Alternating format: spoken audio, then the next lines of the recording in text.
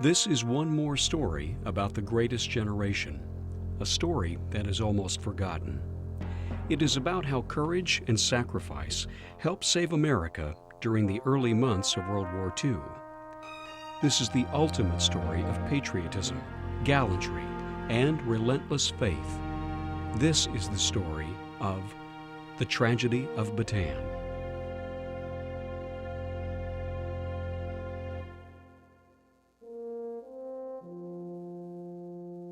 On December 7, 1941, the same day that Pearl Harbor was attacked, the Imperial Japanese launched assaults on Hong Kong, Singapore, Thailand, Wake Island, Guam, and the Philippines. Those Western territories were not able to repel the Japanese, and soon, one by one, they surrendered, all but the Philippines.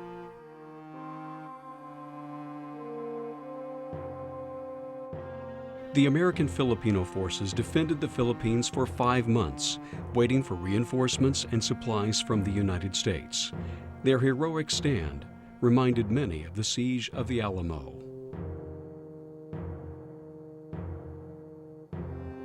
But the Imperial Japanese had the advantage from day one. They had modern weaponry, where the American Filipino defenders were using weapons from World War I. Medicines were in short supply. Malaria and dysentery decimated the troops. Disease became a secondary enemy. Food also became scarce, forcing the slaughter of all the cavalry horses and pack mules.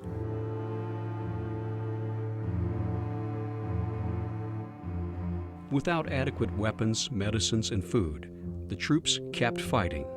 They kept the faith. Their country would come to the rescue. Even their general, Douglas MacArthur, sent a dispatch telling them that the United States had pledged to come and save them.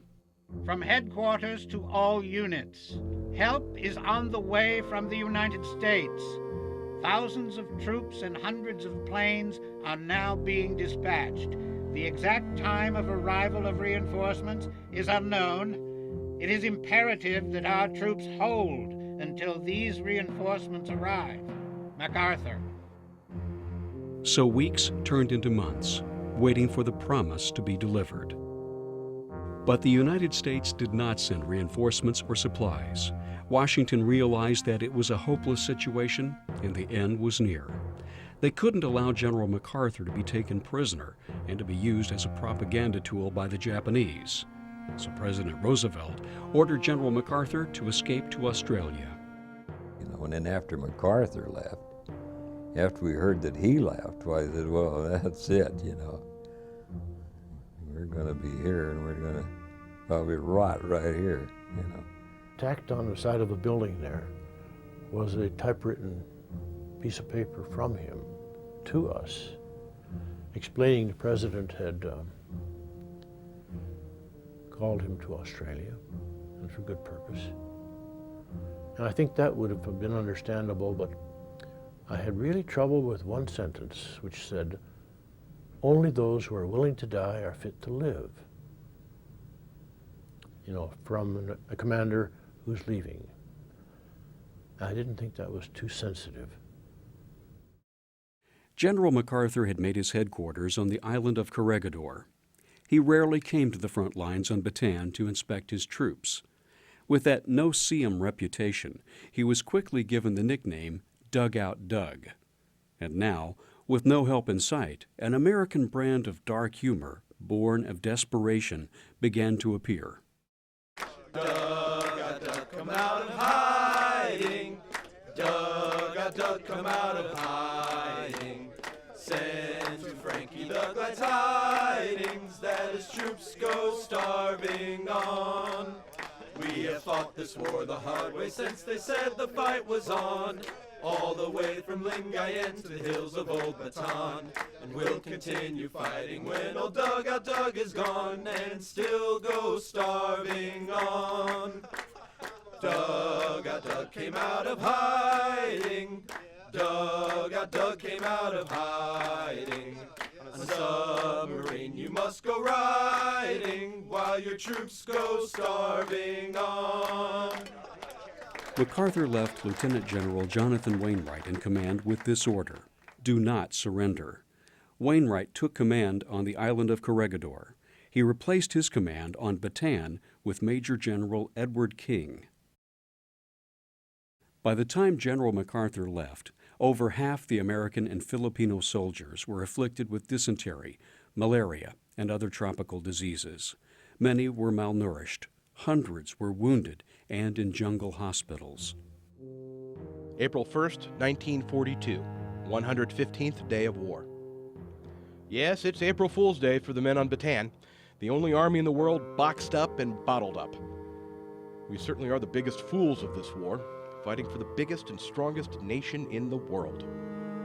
The War Department keeps telling us to fight to the last man, fight to the last hole, for help, men, guns, material are on the way. They have deserted us, and we are on our own. Every day is April Fool's Day. Diary, Captain Albert Brown. With fresh troops, the Imperial Japanese launched a major artillery and troop assault, breaching the front lines. This finally forced the ultimate retreat. And we were moving so fast that some of our wounded, they didn't pick them up. And we had to carry them along with us or pull them or do something.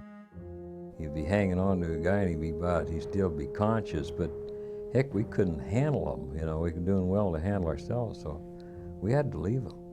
And they were half alive, some of those guys, which is hard to do. You know, you'd leave them a canteen of water and they're screaming at you to help them, you know, and you couldn't help them, you know. There were two main jungle hospitals on Bataan. Each had several thousand patients. The nurses were ordered to leave their hospitals and get to the tiny island of Corregidor. Word had come through that we had to close our two hospitals down, leave as far as our care was concerned.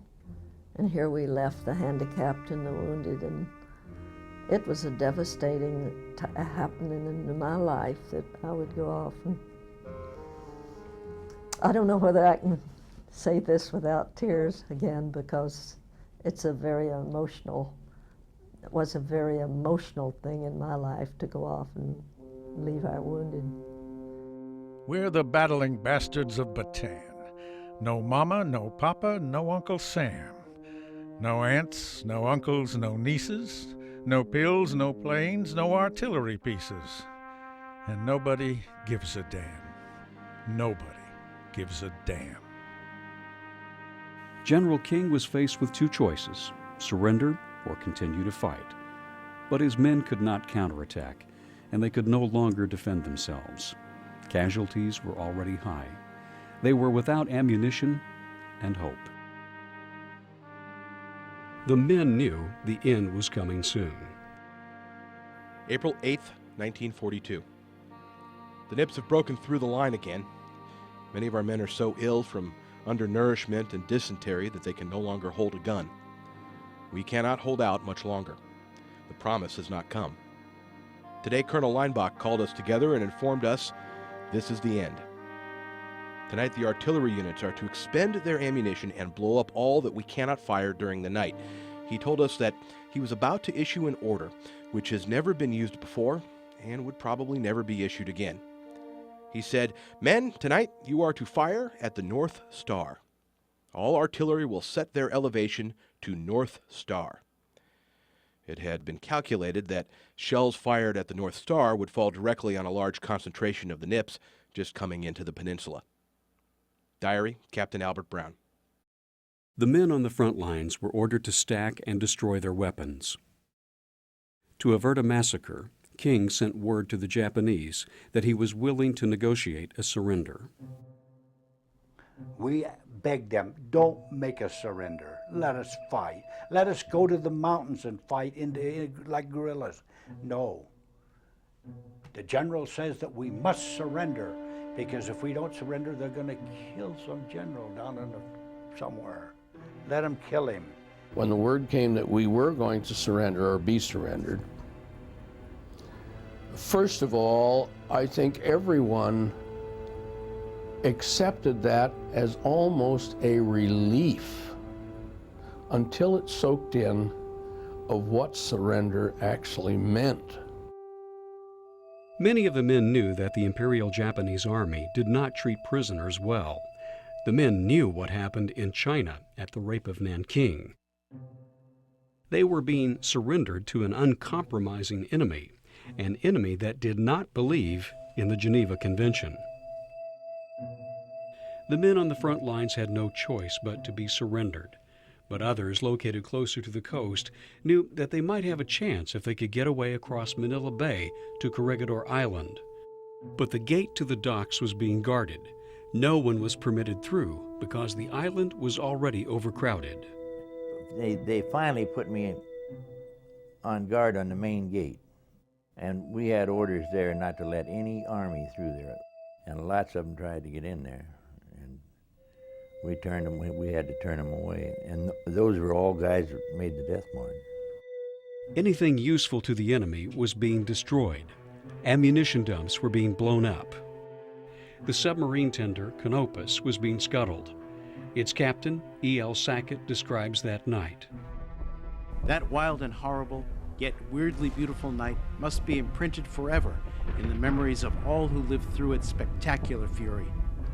For miles back on the slopes of the mountains, burning Army ammunition dumps lighted the sky with showers of rocket-like streamers, while the ground shook with heavy detonations of heavy ammunition.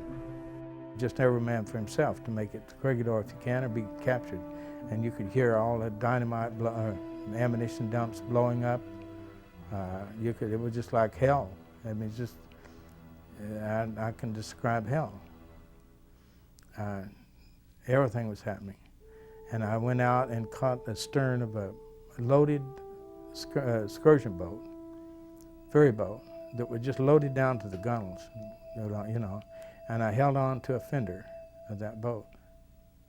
And I was dragged to the water with half parts of my body in the water, or through the wire of a fender hanging along the side.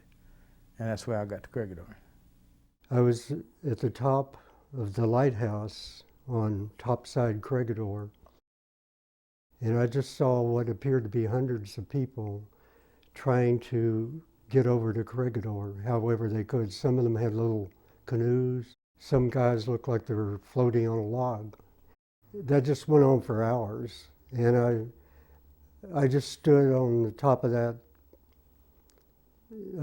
lighthouse in, you know, fascination, watching that. You know, I couldn't take my eyes off because it was one of the great escapes in history. Amazingly, Bataan had held out for nearly 4 months, but on April 9th, Major General King finally surrendered the troops on Bataan. Surrender was never an option for the Japanese soldier. To die in battle was an honor. Bushido, or the warrior's code, meant to die with honor. To surrender or to be taken prisoner was to disgrace oneself, the family, and the emperor. The last bullet in a soldier's gun was for himself. All across the Bataan Peninsula, groups of Americans and Filipino soldiers started to surrender, not knowing what to expect. And one of the guys took his T-shirt off and stuck it on his rifle barrel and held it up, and we thought we were going to get killed because we didn't heard the Japanese didn't take prisoners of war. So they quit firing, and we just walked right up in front of them. And I remember looking down the barrel of that tank and thoroughly expecting to get blown out, you know. And we were so tired we really didn't care, you know. I can remember I was so tired, you know. In life, it seemed like maybe death had been a relief about that time. So I don't remember being scared there. And as we came over the rise by Marvelis, we were faced with a circle of Japanese tanks with a guy sitting on a machine gun, sitting behind a machine gun on top of the tank. And we thought we'd all be slaughtered right there. We had been told we would be annihilated when they finally took over. The Japanese soldier was taught to dehumanize their enemy.